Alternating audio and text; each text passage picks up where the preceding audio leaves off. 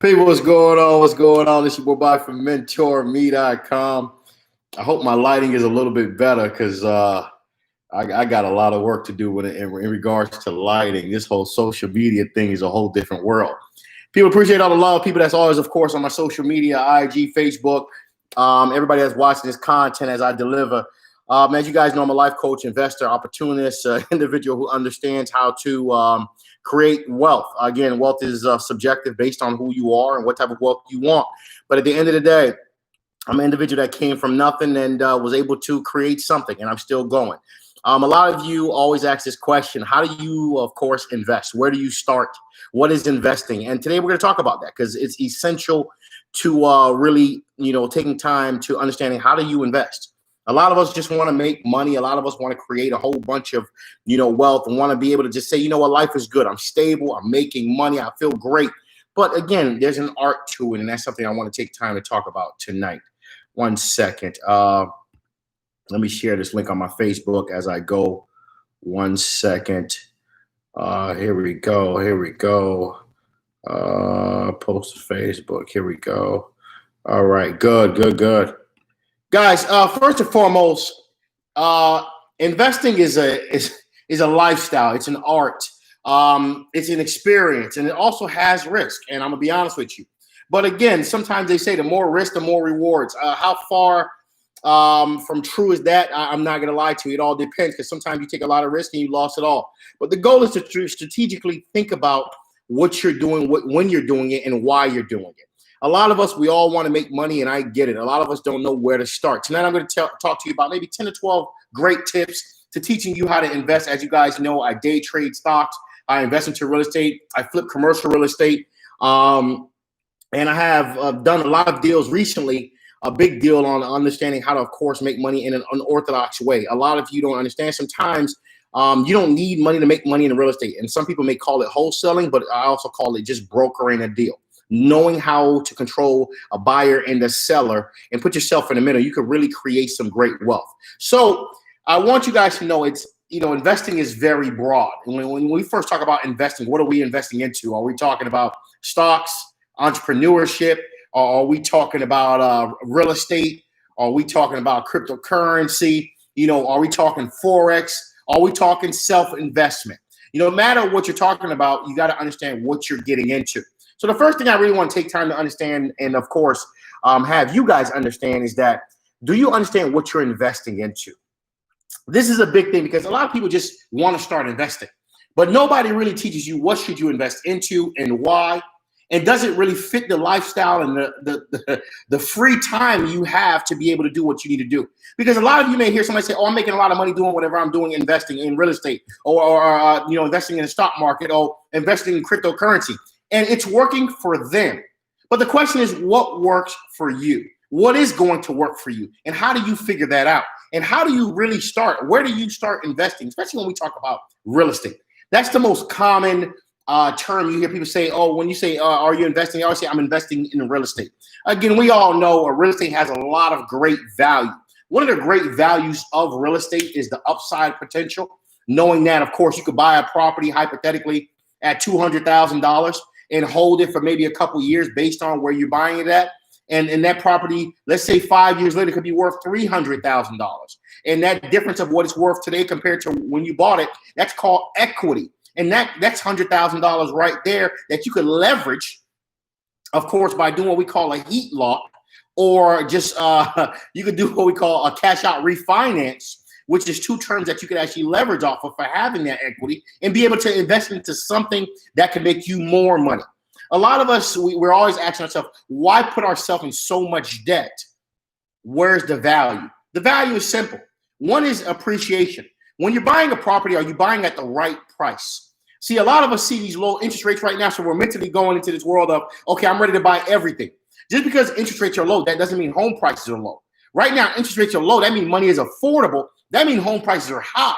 So the question is, what is a deal? And tonight I'm going to give you a lot of different things that I think about, especially when I'm investing, flipping properties, brokering properties. Because again, sometimes I'm flipping properties without even owning, just understanding how to control the two components, the seller and the buyer, or just learning how to put myself in the middle and control the deal. First thing you got to know, what are you investing into? a lot of us, we want to invest into, let's say, real estate. Are you aware that real estate requires a level of understanding? You got to understand several components that I'm going to talk about tonight. How are you going to finance the deal? Is this a cash deal? Are you using a conventional loan? Are you using what we call an FHA loan? Are you using a hard money loan? And I'm going to explain what all these things are momentarily as we go through different terms and that we're about to go through. But it's important to understand how these things work. Let's first ask yourself, okay, I want to start investing. Do you know what you're investing into? Now, real estate is one of those assets that, again, you can make money in real estate by just simply wholesaling a deal. You can make money in real estate by holding it and having a person pay you rent. That's called, of course, buy and hold, where you're creating passive income. You can make money in real estate by buying a house that may have some upgrades needed or some rehab needed, and of course, sell it at retail. So you bought it at a certain price. You put some money in and you flipped it. You know, some people call that a buy and flip, or they usually say you're flipping a property, meaning you're not holding it for more than maybe 4 months max.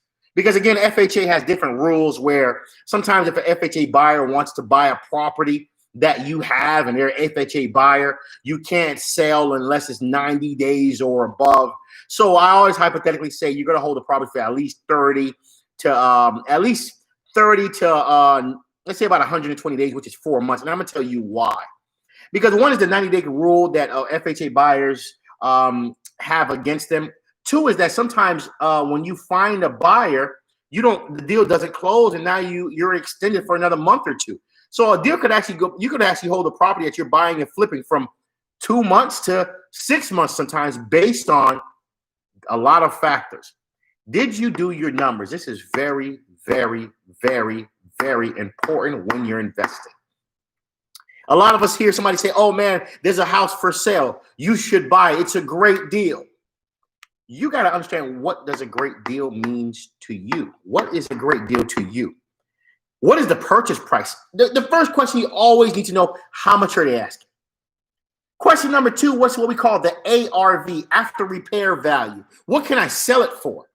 Knowing what you can buy for is one thing, but what can you sell it for is another. Number three, if you're doing a buy and flip, what's the rehab cost? Have you sent an inspector inside the property? Do you have an uncle, individual maybe close to you that's maybe a GC, general contractor, that could come give you a rough estimate to tell you what is it going to cost for you to rehab this property? Because what you essentially want to know is, okay, the price of the property is one thing, and what can I sell it for? But you got to also understand, you got to reverse the cycle a little bit. Knowing what you could buy it for, knowing what you're going to have to invest into it, which is rehab costs, and knowing what you can sell it for is three components. But you also got to understand, when you're selling a property, if you're not a realtor, you also have to pay what we call commission costs.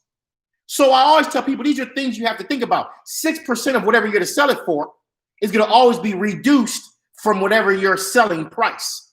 Because again, realtors roughly make 6% commission, and of course they split it 3%, 3%. So hypothetically, you bought a house for $300,000. Rehab cost is $50,000. You know you're going to sell it for $400,000.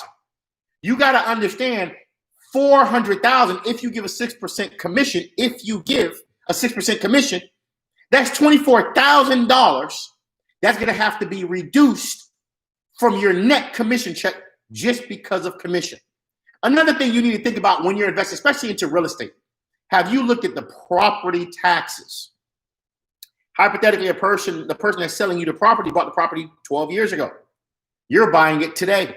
You are not going to pay the same property taxes that the individual paid 12 years ago. When you buy the property, a year later, it's going to get what we call reassessed.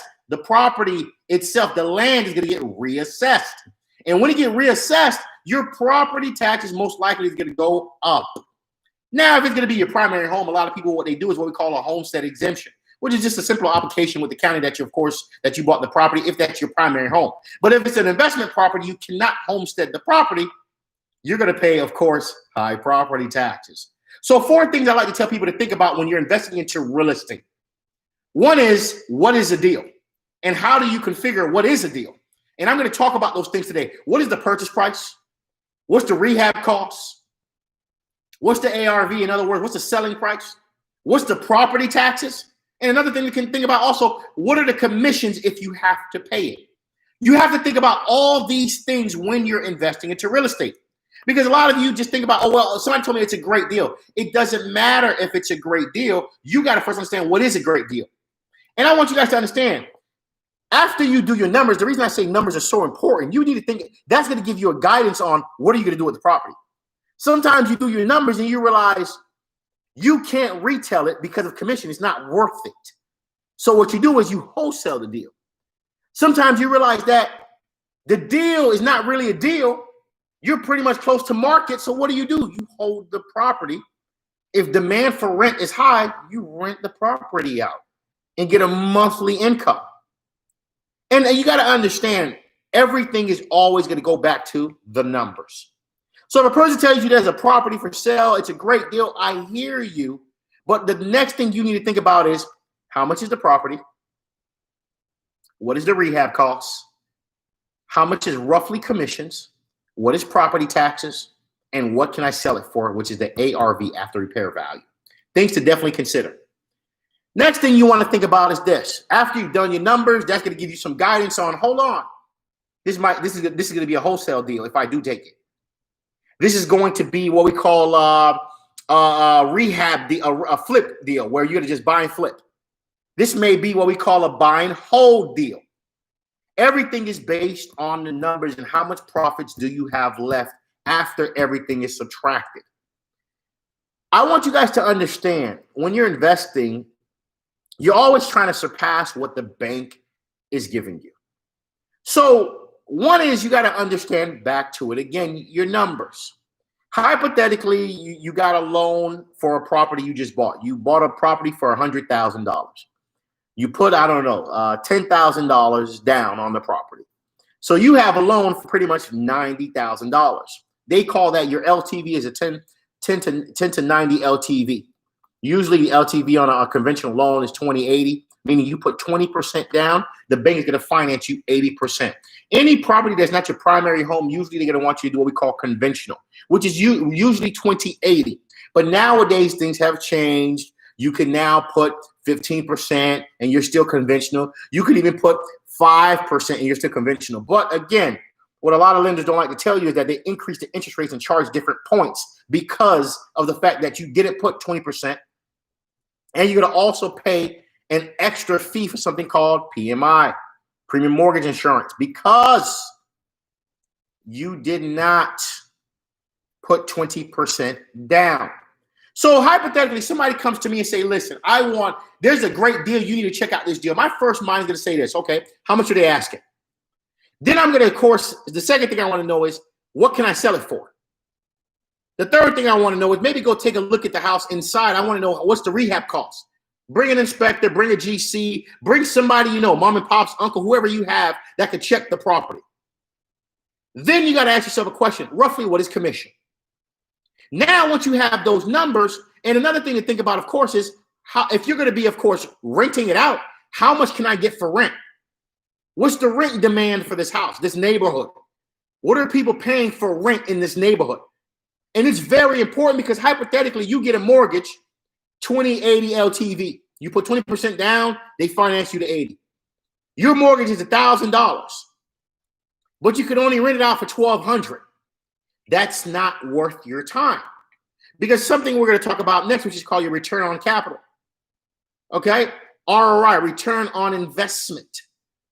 And I want to tell you why is that important, because whenever you're going to buy and hold the property, you always need to know, what is the rent demand. If you're thinking about buying, holding a property, and charging people rent, what can I rent this house out for? I also want to know is, what is my mortgage going to be? So hypothetically, you got a loan and your loan is $1,000 and you can rent it out for $2,000. Hold on. So you're telling me, hold on, you're making $1,000 a month profit after you pay the mortgage, because rent demand is what, $2,000. Your mortgage is only $1,000.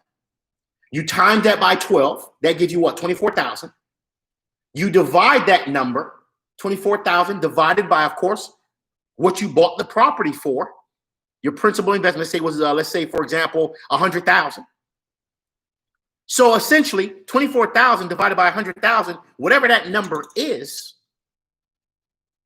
That is now what we call your return on investment.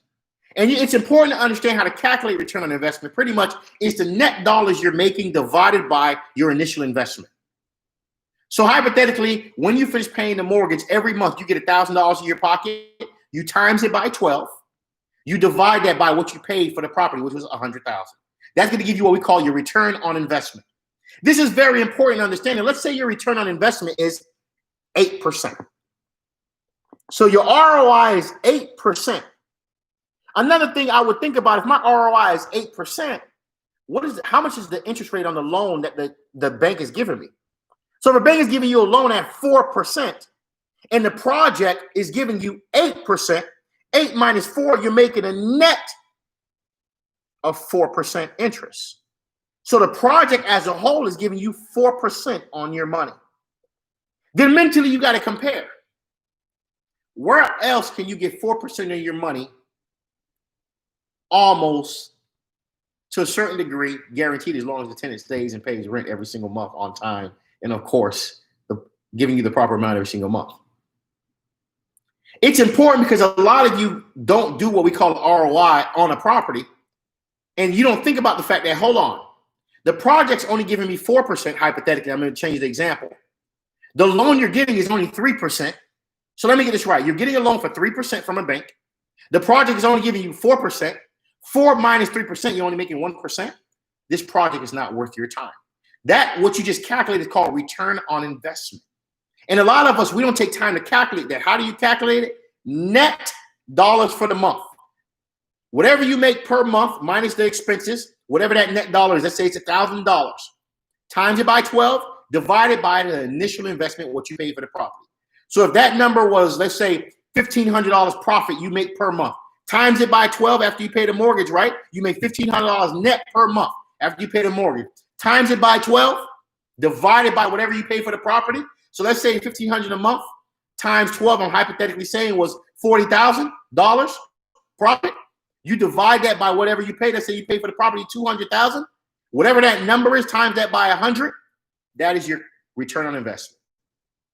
And the reason that number is important, again, people, your game is you're trying to beat what the bank is giving you. You're trying to also compare to what the stock market would give you. You're also trying to compare to see, okay, what would cryptocurrency probably would give you?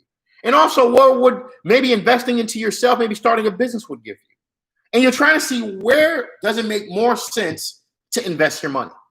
And a lot of people don't talk to you about these things because, again, financial literacy is something that we definitely need to take more time to understand. Because I want you guys to look at this, answer this question, okay? Hypothetically, you got a project where it's a real estate asset. Let's say it's a condo. So you got a condo, you have stock market, you have cryptocurrency, you have starting a business. All 4 projects is giving you 8%. How do you know where to invest your money? All 4 assets is giving you 8% on your money. No matter which one you invest into, you're getting 8%. What's the next thing you should be thinking about in regards to these 4 assets?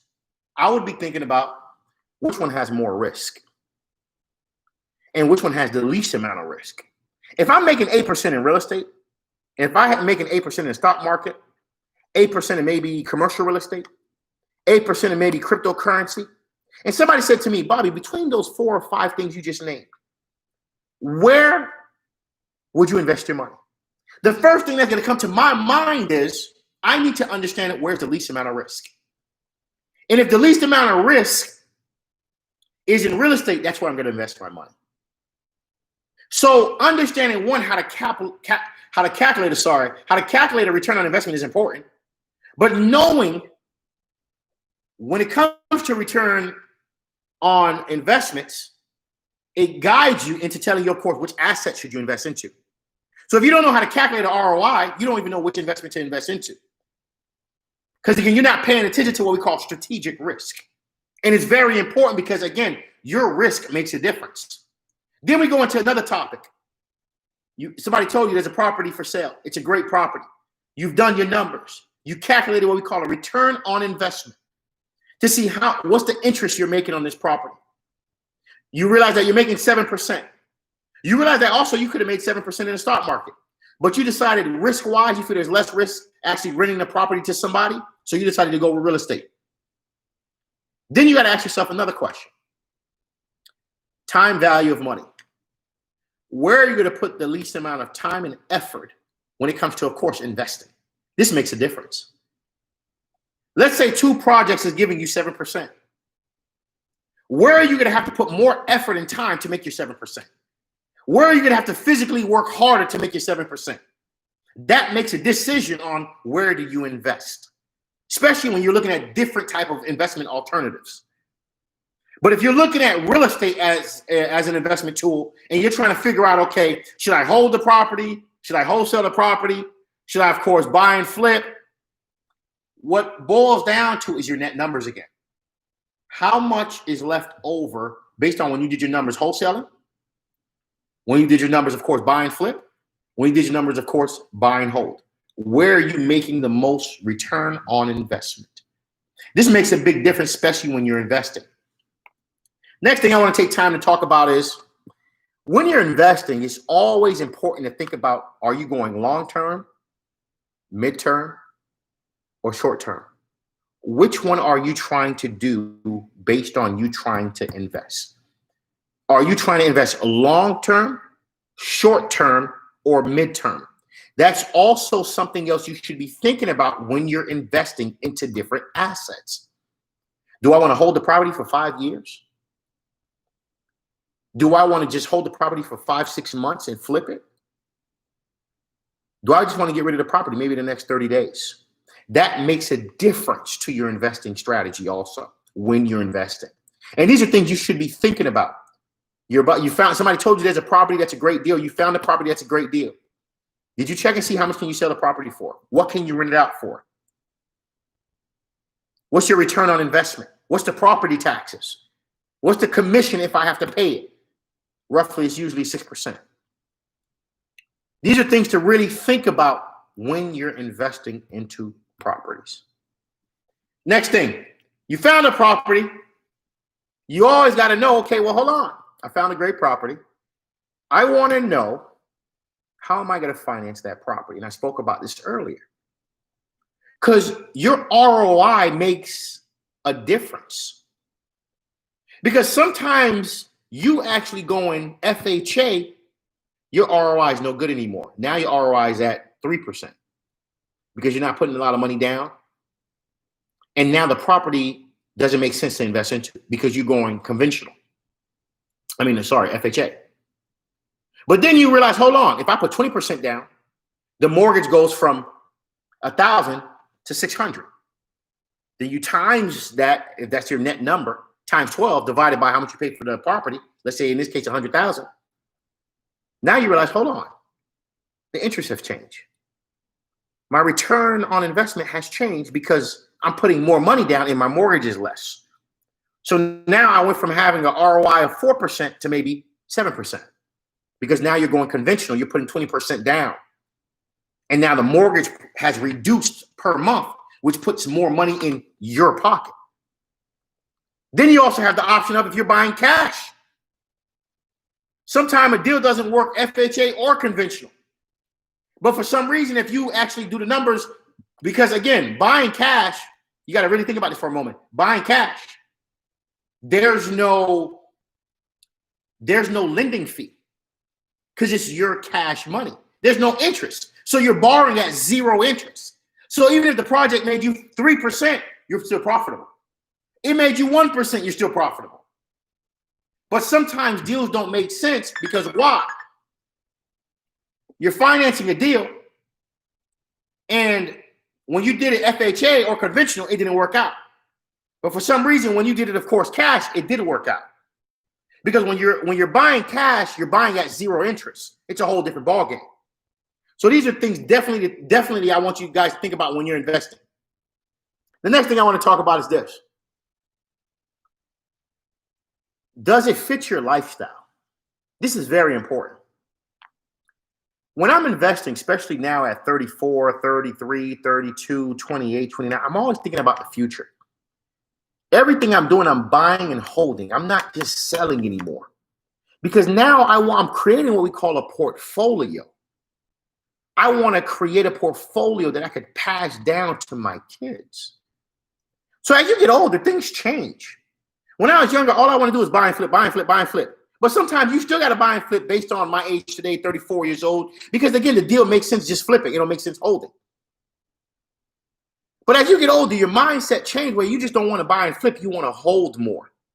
Because essentially what you guys got to understand is your goal is to create passive income. Passive income just simply means you want people to be paying you rent while you sleep. You want to be making money while you sleep, no matter what you're investing into. That's when you have a true business. That's when you have a good investment, when you can walk away from it and it's on automation and duplication.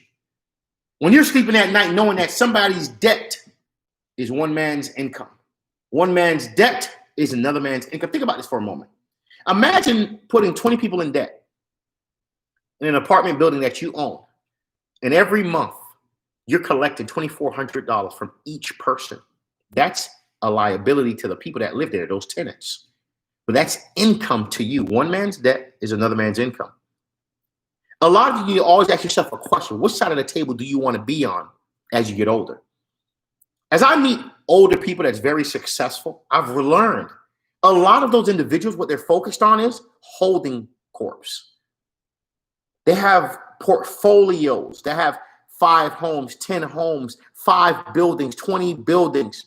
They realistically go by doors, 80 doors, 50 doors, 30 doors. That should be your goal soon if you're there. If that's one of your goals, you need to be thinking about that, because the goal, you got to understand this too. For me, I always look at it like this. I don't want to work forever. I'm 34. I'm already tired of working. So I'm already like, okay, well, the next 6 years, how do I put myself in a position where I'm making $20,000 to $80,000 a month or more? That's my goal. That's the mindset I have. And for a lot of you, you may not see it now, but it's definitely something you definitely need to think about, because the mindset you have makes a difference to the lifestyle you live 10 years from now. So every property may not be what we call a buy and flip, may not be a wholesale. You might hold it for 5 or 10 years, just collecting rent for 15 years of your life. Sometimes 20 years, maybe for life until you pass away. And guess what? It passes down to your kids, generational wealth. As you get older, you start to think about generational wealth. It's not just about making money right now. It's about making money long term. And that's something you want to think about. Now, a lot of people ask this question, so I thought I'd talk about this for a moment, okay? It's important to understand that when you're investing, you always want to have control. I hear a lot of people asking me this question: Bobby, should we invest out of state? Should we invest out of the country? I always recommend you first start investing domestic first, locally first. Get comfortable investing locally first, where you could drive to the house you own. You could go to the business that you're investing in before you start going to that level of going out of the state or out of the country. Because the minute you lose control, you got to understand, you have a very risky investment. So when you have a property in a different city, 8 hours away, 10 hours away, 5 states away, you now got to hire what we call a property management company, because are you going to continuously every month take a flight to go check on the property, one property per month? By the time you pay for flight, lunch, dinner, snack, do 4 days there, hotel costs, gas costs, fuel costs, rent a vehicle, you already ate up the profit of what you was making per month on that property by just taking a flight. So what essentially happens is people hire property management companies when they have multiple properties, or when they have what we call an apartment complex. Because especially if you're out of state, because you're going to hear a lot of people say, oh, you need to invest into Detroit. You need to invest into these different states. It sounds good. But are you willing to put yourself on the ground of that particular city or state for at least 6 months to learn the area, to stabilize your assets that you have invested into, to make sure everything's on automation mode? So I always tell people, before you start investing into real estate, start investing into what we call local areas first. Your neighborhood, areas in your neighborhood, your areas in your county, areas in your city. Then elevate when you feel comfortable and you truly understand what you're doing. take the next leap of faith and take that step. But I tell people, don't rush that step. I've seen a lot of people lose a lot of money investing into other states or other countries where currencies are different, where, of course, the laws are different, where the rules of real estate is different because somebody said, he say, she said. You got to take time to understand what you're investing into. It's essential to understand what's your return on investment. It's always important to understand how do you finance this project, because how you finance the project makes a difference to what is your return on investment. Some people call it your cap rate when you go into bigger projects. So if you're not taking time to understand your numbers, what can you sell it for? What can you buy it for? How are you going to finance it? What's your return on investment? What do you plan on doing with this? Holding it for 10 years? Are you trying to flip it? Are you trying to just wholesale it? What are you doing? These things make a difference. What are your objectives? Long-term, short-term, mid-term? It makes a difference to anything that you invest into. You're always going to ask yourself these same questions. No matter if you're investing into stocks, no matter if you're investing into real estate, no matter if you're investing into yourself, entrepreneurship, you're going to always ask yourself these same questions. I wanted to close out tonight. Make sure you guys like, share, subscribe to my YouTube channel. I want to make sure you guys understand. I want to give you guys a couple apps that I want you, of course, to download. One is called Bigger Pockets. Bigger Pockets is a very unique app. Give you a lot of great value on real estate.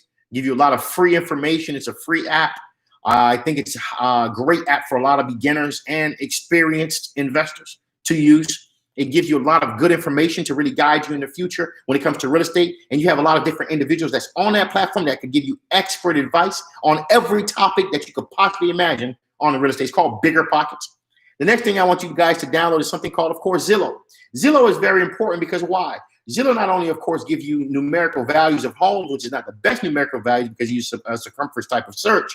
But what's good about it also is that it has something called a Zillow calculator, which gives you the ability to know, okay, if I put this amount down at this interest rate, at this purchase price, what will my mortgage be without actually calling a lender? You get to kind of roughly see what would your mortgage be. It's called a mortgage calculator. It's on Zillow, and there's many other mortgage calculators. But I like to tell people just use the Zillow one. It's pretty easy to use. Another thing I want you guys to download, of course, the Realtor app. Great app to learn, of course, where's the demand for rent. Okay, how much is things renting for? How much is things selling for? If you're not a realtor, but if you have realtor friends, just leverage your realtor friends. What homes just sold in this area? How much is rents going for in this particular area? Also, you can download what we call the apartments.com app, which shows you people looking for apartments in certain areas. And that app really gives you great value because, again, now you get to see what are people paying, what are people about to accept when it comes to rent in certain areas. And all you do is copy and paste the city right into the platform, and it shows you what is rent going for in certain cities. Hope you guys enjoyed the live. This is your boy Bobby from Mentourme.com. It's important to understand if you're not investing, you're not winning. Leaving money in the bank, getting 1% gets you nowhere in life. In order to win financially and mentally, you got to understand the key is, of course, saving is past. Present day is investing. Investing is the new saving. If you don't take time to understand that concept, you're going to be left behind. You're going to see that you're going to be working for a long time in your life. If you want to have money stored away in your future where you don't have to work forever, you want it passively coming, learn the importance of investing. And I highly recommend investing into real estate. It's a great, great asset class to invest into. And everybody has different gifts when it comes to, of course, investing in real estate. So it's important to find out what works for you. Some people buy and hold, some people flip, some people wholesale. Some people do what we call unorthodox deals. And if a lot of you are on my platform, get on my platform on IG, IG at Mentourme. I got a show coming up November 14th teaching you how to invest into real estate with no money. I've done a lot of unorthodox deals, making a lot of money in real estate, teaching people how to invest into real estate without any money. The world doesn't too much like to talk about that, but there's a lot of ways to learn how to control deals and make money in the middle. So imagine you don't need good credit. Well, in all circumstances, you don't need good credit, but there is times you do need credit, right? But you do need to understand what is a deal. And as long as you can understand the term, what we call broker, and putting yourself in the middle of a deal, you can make a lot of money. This is your boy Bobby from Mentourme.com. Appreciate the like, share, subscribe to my YouTube channel. Appreciate the love, people. May God bless. You guys have a great night.